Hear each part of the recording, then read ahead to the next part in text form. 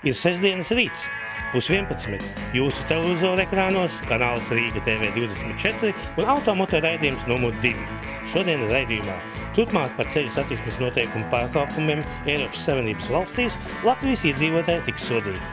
Skolu jaunatnes satiksmes drošības sacensību Gribu būt mobīls fināls. Ceļu būvs firma Binders būvē ne tikai ceļus, bet arī dzelzceļu. Rubrikā Dzīvās vēstures lapusīte Latvijas šosejas braukšanas vecmeistars mūžam jaunais Jānis Horovics. Ir pienācis tas brīdis, kad transporta līdzekļu vadītājus varēs sodīt par ceļu satiksmes noteikumu pārkāpumiem arī citās Eiropas Savienības valstīs. Man liekas, par šo tēmu, Mistas kundze, mēs ar jums jau runājām diezgan sen. Kāpēc tāds ilgs process?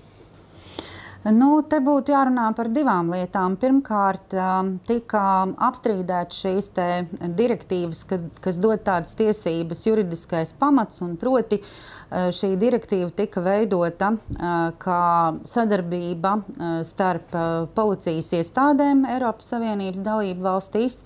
Un šo pamatu tomēr galu galā uzskata par nepamatotu. Un līdz ar to arī pat labāk ir izstrādāti grozījumi, ir pieņemts jauns juridisks pamats.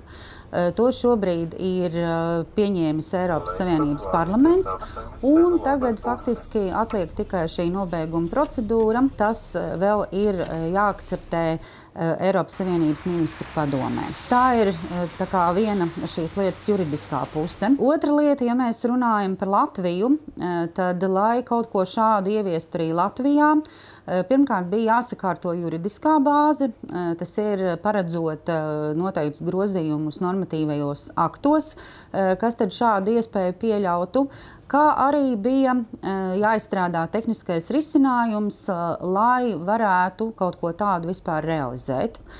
Un tas brīdis ir pienācis, kad šis tehniskais risinājums ir izstrādāts, arī normatīvais regulējums ir sakārtots, un pagājušajā nedēļā Latvijā bija Eiropas Savienības eksperti, kuri tad novērtēja, kāda sistēma Latvijā ir radīta. Sakārtojot vēl attiecīgu dokumentāciju, tas nozīmē, ka mēs arī tuvākajā laikā varēsim sodīt visus tos vadītājus, kuri ir izdarījuši pārkāpumu Latvijā no citām Eiropas Savienības valstīm ar tātad citās Eiropas Savienības valstīs reģistrētiem transporta līdzekļiem. Un to pašu arī varēs darīt citas valstis attiecībā pret Latviju. Tātad, ja, piemēram, Latvijas transporta līdzeklis būs izdarījis pārkāpumu Portugālē, tas nozīmē, ka Portugāle varēs paskatīties, kas tad ir īpašnieks šim transporta līdzeklim Latvijā. Viņi tiks Latvijas reģistrē? Jā, un līdz ar to būs iespējams nosūtīt lēmumu par soda piemērošanu. Un šeit laikam ir jāizdara viena piebilde. Sodīt vēl nenozīmē piedzīt naudu. Direktīvas mērķis jau bija nodrošināt informācijas apmaiņu. Un arī tā bija tiešām liela problēma, un ilgi tika strādāts, bija kaut kāda kopīga viedokļa, lai vispār varētu šādu direktīvu realizēt. Un šis darbs ir beidzot vainagojies ar panākumiem. Direktīva ir faktiski tādā jau darba režīmā. Un līdz ar to tā būs jau arī liela iespēja zināt, kas tad ir Latvijā pārkāpis ceļu satiksmes noteikumus, un attiecīgi piemērot sodu un nosūtīt to pārkāpējam. Tātad Francijas iedzīvotājs franču valodā, igaunis igauniski, itālis itāliski saņems paziņojumu par izdarītu ceļu satiksmes noteikumu pārkāpumu Latvijā. Tāpatās arī latvieši latviski saņems par izdarītiem pārkāpumiem Lielbritānijā un visās pārējās Eiropas Savienības valstīs. Bet, ja mēs paskatāmies uz citu Eiropas Savienības valstu pieredzi, kaut vai, piemēram, uz Lietuvu, kur šī direktīva jau darbojas apmēram gadu, tad ir jāsaka, ka tomēr transporta līdzekļu īpašnieki ir likuma paklausīgi un naudas sodi tiek maksāti.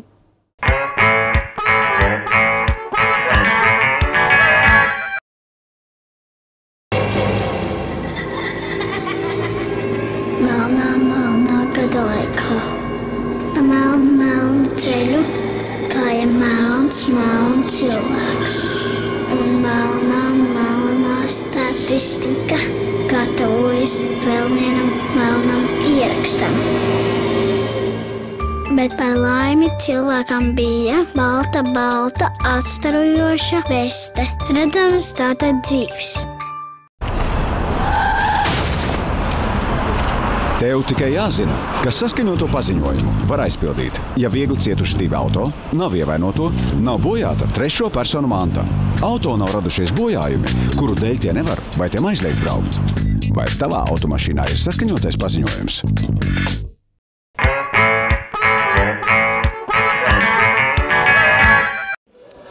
Pamazām lielu popularitāti Latvijas skolu jaunatnes vidū gūst konkurss Gribu būt mobils, jeb kā es viņu saucu par jauno mopēdistu konkursu. Valdiņ, vai šajā gadā mums ir kārtējais pieaugums un cik tas ir liels? Jā, jau 8. gadu veidojot šo konkursu, ar katru gadu komandu skaits kļūst vairāk un vairāk. Un tā šogad esam piepulcējušies gandrīz 500 komandām. 500 komandas. Tie ir bērni, kas vēlējās saprast, vai viņu zināšanas ceļu satiksmē ir pietiekams, vai viņiem vajadzētu ko uzzināt jaunu. Un tagad mēs tikāmies ar 7 pašām labākajām. Un šoreiz atkal ir noticis tā, kā tam likumsakarīgi vajadzētu būt. Ja tikko mēs suminājām, labākā CSDD satiksmes drošības skola ir Strautiņu pamatskola, tad Strautiņu pamatskolas komanda Strauti 1 arī konkursā Grib būt mobils ir labākā komanda. Tas pilnīgi sakarīgi apstiprina to, ka skola ar tradīcijām mācīt satiksmes noteikumus gan jaunajiem velosipēdistiem, gan mopēdistiem, gan gājējiem izcīna konkursos 1. vietas.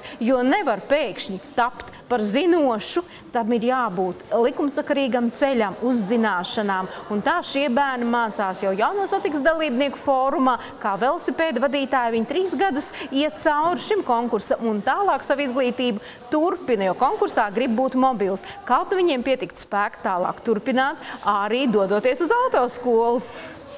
Bet man liekas, ka Strautiņa skola ir jauns līderis. Līdz šim mums vienmēr bijuši baloži, kursi, tas pie jauniem satiksmes dalībniekiem. Strautiņa skola izrāvusies vadībā šajā gadā faktiski. Strautiņu skola ir daudzus gadus jau bijusi līderis, bet nevienmēr ir varējusi būt 1. vietā. Viņi gan konkursā Grib būt mobils arī 1 gadu ir bijuši 1. vietā. Jā, bet 2. vietā labākā CSDD satiksmes drošības skola ir Kursas pamatskola, kura savukārt jauno satiksmes dalībnieku fórumā pārstāvēja Latviju Eiropas sacensībās. Tā kā abos šajos konkursos ir uzvarējušas komandas, kas patiešām tiek gatavotas skolās, kurās ļoti liela uzmanību pievērš satiksmes drošības jautājumiem, sākot no 1. līdz pat 9. klasē. Un arī Strautiņu skola ir ar lielām tradīcijām un ar senu pieredzi šo jautājumu mācīšanai. Skolotāji, kura nenogurstoši katru gadu ir gatava mācīt jaunus un jaunus, gan velosipēdistus, gan mopēdistus. Man prieks par tādiem entuziastiem, kur mums Latvijas skolās ar katru gadu kļūst vairāk un vairāk, un tas priecē jo īpaši. Tepat Rīgas pievārtē ir kāds arī kustības drošības apmācības poligons, kā es dēvētu Baložu skolu. Jā. Kādi ir viņa rezultāti? Baložu vidusskola šogad izcīnīja 4. vietu, bet tas arī ir ļoti augsts sasniegums, jo šie ir jaunieši, kas arī ir izauguši no jauno satiksmes dalībnieku fórumu un tagad turpina tālāk savu izglītību, jo konkursā Grib būt mobils. Šogad 3. vietā mums ir Pāles pamatskolas meitenes Crazy Girls. Meitenes, kuras patiešām, jā, viņas bija traki entuziastiskas, traki uzvilktas, jo viņām gribējās ļoti šajā konkursā pierādīt, ka meiteņu komanda var tikpat labi startēt kā zēnu komanda, jo biežāk šajos konkursos mēs redzam, ka zēni ņem virsroku. Reizēm pat skola priecājās, ka zēni pašpalaidnīgākie ir aizbraukuši uz konkursu, jo viņu skolā netaisīs nekārtības. Bet šeit meitenes ar ļoti lielu deksmi pierādīja, ka viņas grib būt satiksmes noteikumu tēmā tikpat labas un zinošas. Un es vēlētos novēlēt ikvienam būt tādam pašam Crazy Girls vai Crazy Boys un cīnīties par to, lai zināšanas par ceļu satiksmi būtu viņu vajadzība, viņu nepieciešamība un ne tikai zināšanas, bet rīcība uz ielas, būt saskaņā ar likumu, būt saskaņā ar apkārtējiem satiksmes dalībniekiem un būt vienam no tiem, kas ievēro ikdienas ceļu satiksmes noteikumus.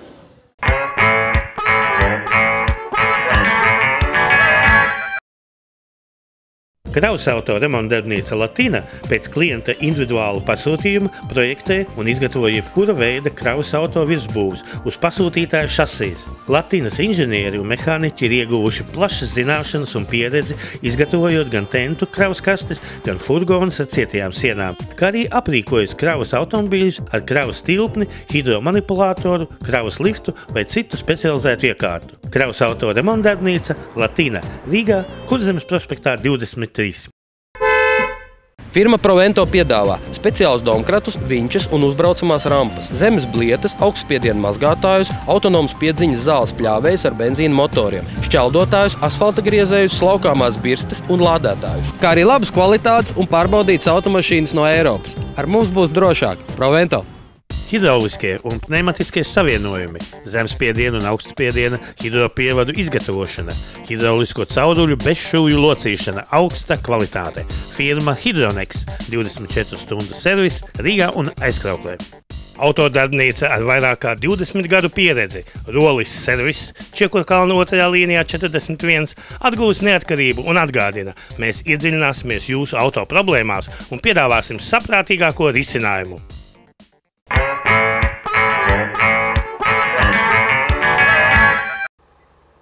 Katru gadu regulāri, reizes 3 vai vairāk, esam praktiski visos Binderas ceļu būvas objektos. 2012. gada pavasarī man zināmā mērā pārsteidz kāda objekta dislokācija. Būvu ierakums Daugavpils virziena dzelzceļa klātnes tiešā tūmā. Ceļu būve tā ir Bindera pamats, specialitāte un trumpis. Taču ne tikai.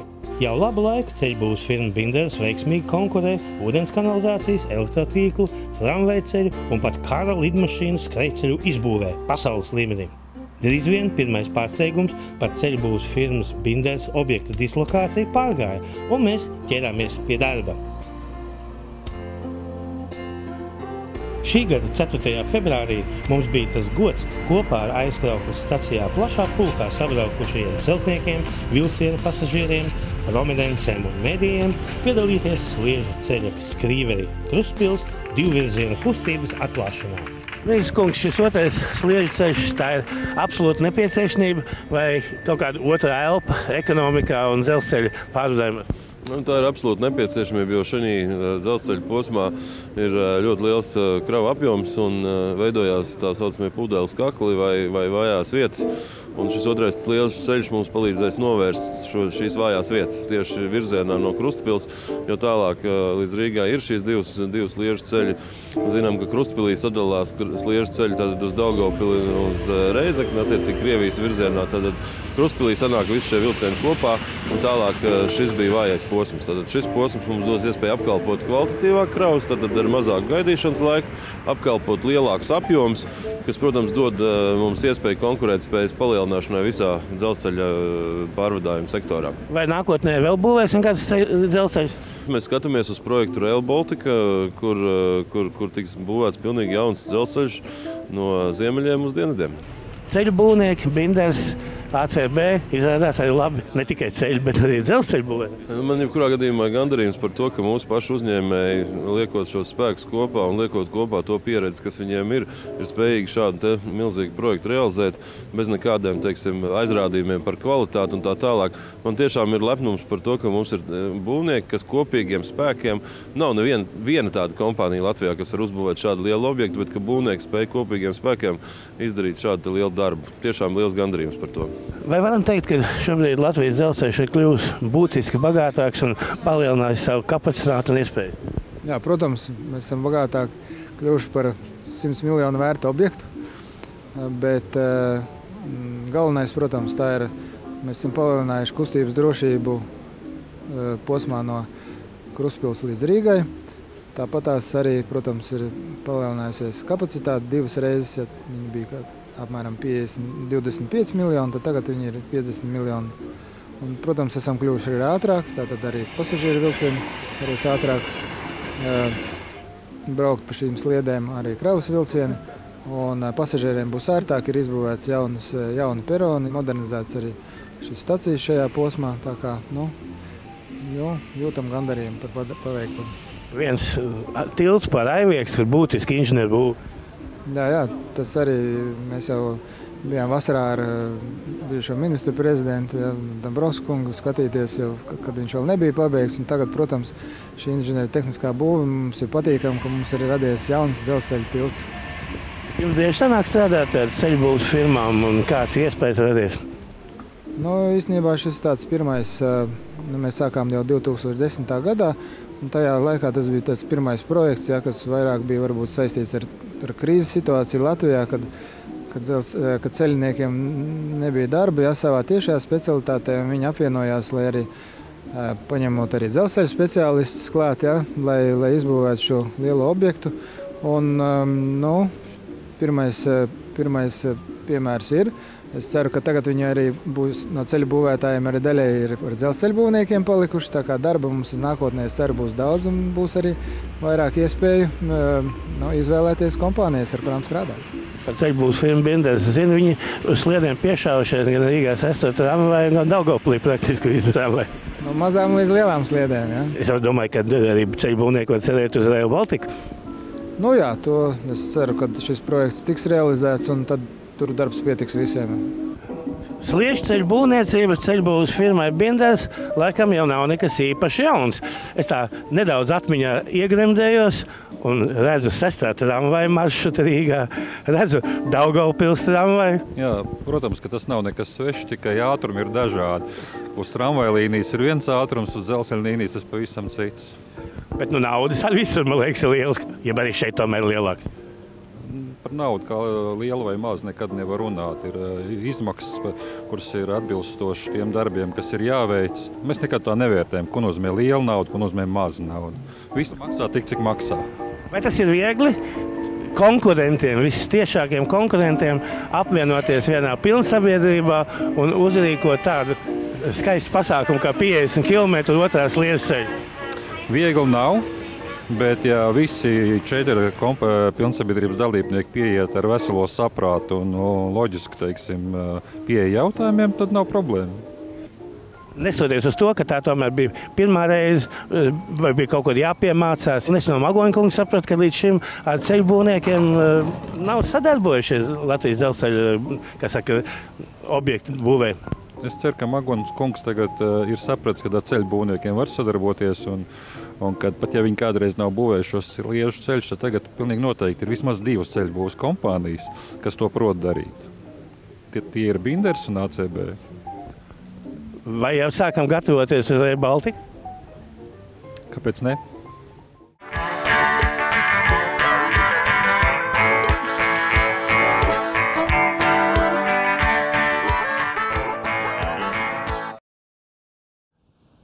Šajā sestdienas rītā kopā ar jums un mums Latvijas autošosejas veterāns Jānis Horeliks. Mūžam jauns, mūžam sprigans, un ja mēs tā fiziski ņemtu šo jautājumu, tad viņš atrodas savas sportiskās karjeras augstākajā punktā. Viņš brauc Amerikā kalnā ar elektroautomobīlu.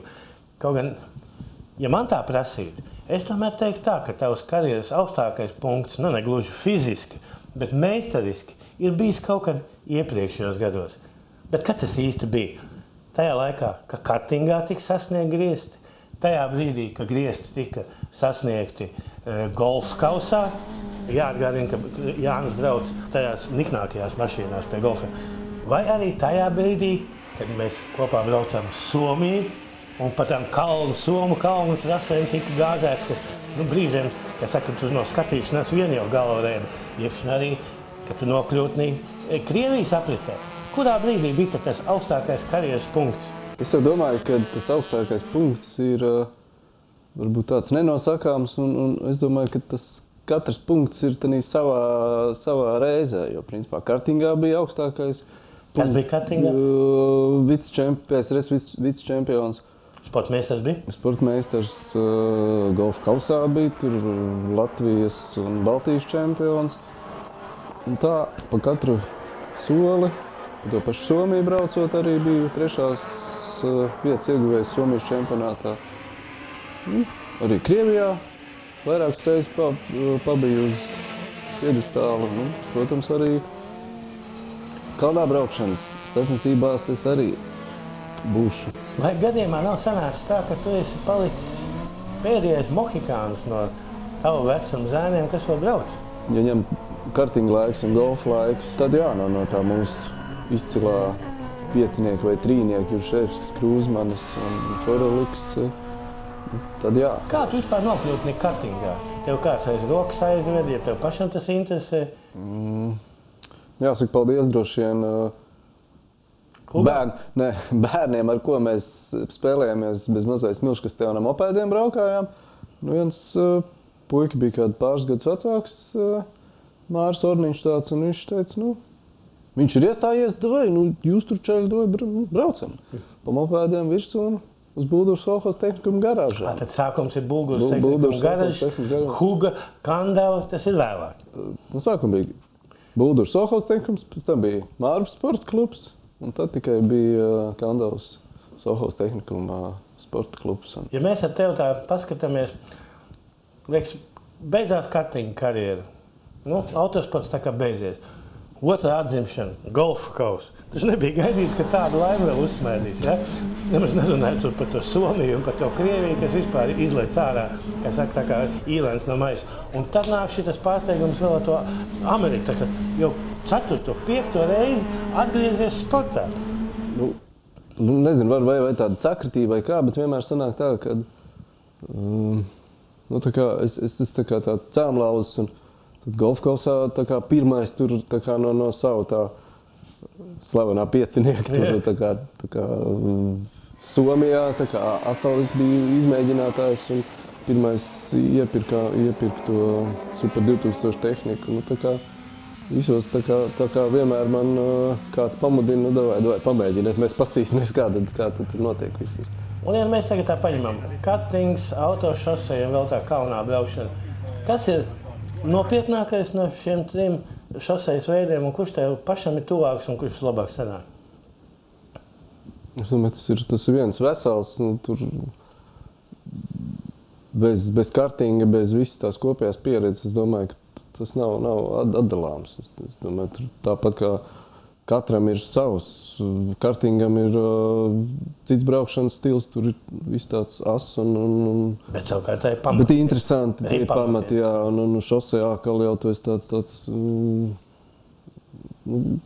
katrā lietā tur ir savu odziņu un viņas visas ir foršas un braucot ar ātru tehniku, vēl vairāk tev liekas, ka ir baigi labi, tieši tādā brīdī. No tavas spožās karjeras es atļāvos netīšām izlaist vienu posmu, ETCC. Jā, tādā reizē, kad es 2006. gadā dabūju 3. vietu Super Production klasē. Eiropā emocijas, tas bija karoks tika pacelts kopā ar visiem pārējiem. Vienkārši asaras acīs. Tur bija tā, ka 6000 daļas tikai es biju priekšā. Varbūt mēs tomēr šo sasniegumu nosauksim par to augstāko punktu, nevis fiziski, bet sasniegumu ziņā. Sasniegumu ziņā varētu teikt, jā, protams. Ja tā arī ņem pēc līmeņiem Latvija, tur Baltija, tur tā jābūt. Savukārt es esmu dziļi pārliecināts, ka Jānim nākamais sasniegums, augstākais un pacēliens būs ar šo jauno PP03 elektrokāru. Es drīkstā viņu saukt elektrokāru. Uzbrauciens Amerikā kalnā.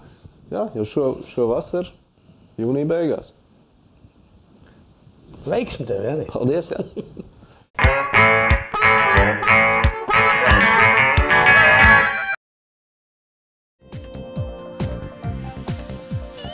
Raidījuma veidošanā izmantoti Media Range datu nesēji.